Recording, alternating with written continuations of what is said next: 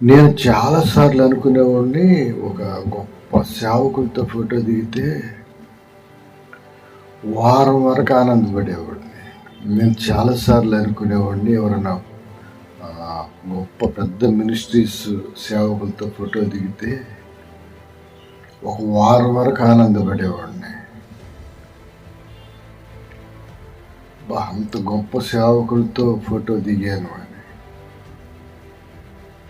తర్వాత వాక్యం మాట్లాడుతుంది. గొప్ప వాళ్ళతో ఫోటో దిగితే కాదు నువ్వు ఆనందపడాలి, గొప్ప వాళ్ళతో సహవాసం చేస్తే కాదు నువ్వు ఆనందపడాలి.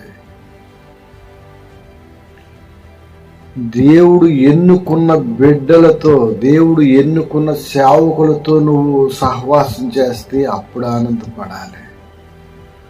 దేవుడు ప్రణాళికలో నడుస్తున్న సేవకులను చూసి నువ్వు ఆనందపడాలి, వాళ్ళతో సహవాసం చేస్తే ఆనందపడాలి.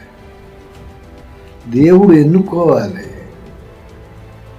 దేవుడు ఎన్నుకోకుండా మనం ఎంత ప్రయాసపడినా వ్యర్థమే. దేవుడు ఎన్నుకోవాలి. దేవుడు ఎన్నుకుంటే ఎవరు ఆపలేరు. దావీదుని దేవుడు ఎన్నుకున్నాడు. ఎదురుగా గొలియాతు ఆజానుబాహుడు.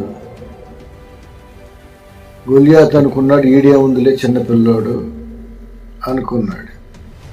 కానీ దావీదు వెనకాల ఉన్న ఆయన గొప్పవాడు. దావీదు చిన్నపిల్లవాడే. దావీదు వెనక ఉన్న దేవుడు, దావీదు నమ్ముకున్న దేవుడు గొప్పవాడు, బలవంతుడు. ఆయన బలవంతుడు. దేవుడు మనల్ని ఎన్నుకుంటే మన పక్షాన ఆయన యుద్ధం చేస్తాడు. దేవుడు మనల్ని ఎన్నుకుంటే ఎన్ని సమస్యలైనా మనం భయపడాల్సిన పని లేదు. ఇశ్రాయేలుకి ఎర్ర సముద్రం అడ్డొచ్చింది. చాలా మందికి అయిపోయింది మన పరిస్థితి అనుకున్నారు.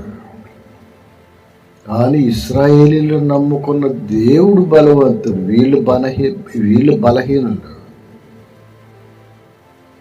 అబ్రహాం బలహీనుడు. అందుకే చెప్తాడు, అబ్రహామా నీ బలహీనత వైపు చూడకు, నా బలం వైపు చూడు.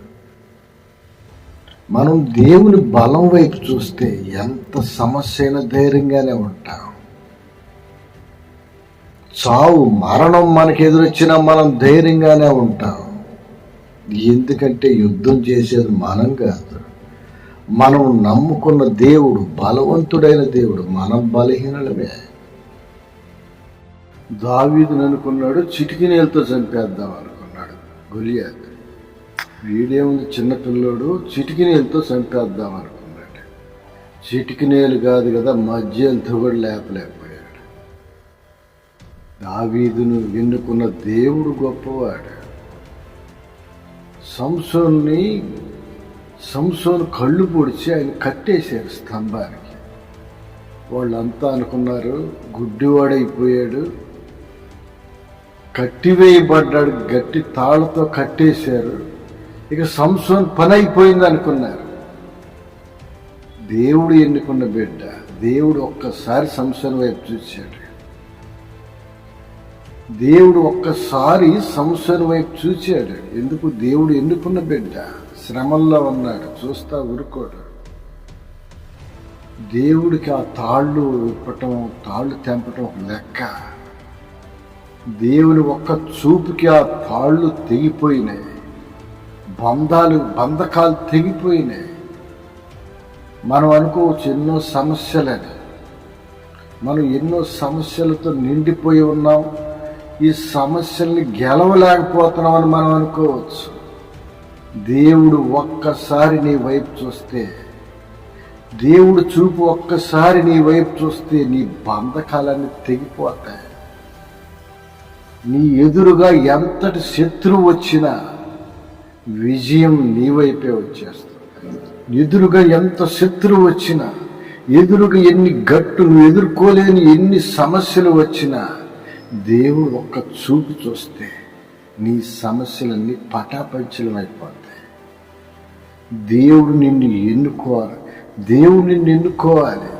దేవుడు ఎన్నుకునే విధంగా నువ్వు బ్రతకాలి. దేవుడు ఎన్నుకునే విధంగా నువ్వు బ్రతికితే ఏ సమస్యకి, ఏ బాధకి మనం భయపడాల్సిన పని లేదు. దేవుడే మన పక్షాన అంటాడు. దేవుడు మన పక్షాన ఉన్న తర్వాత మనకి భయం ఎందుకు? దేవుడు మన పక్షాన ఉంటే మనకు నిరంతరం ధైర్యం, బలం.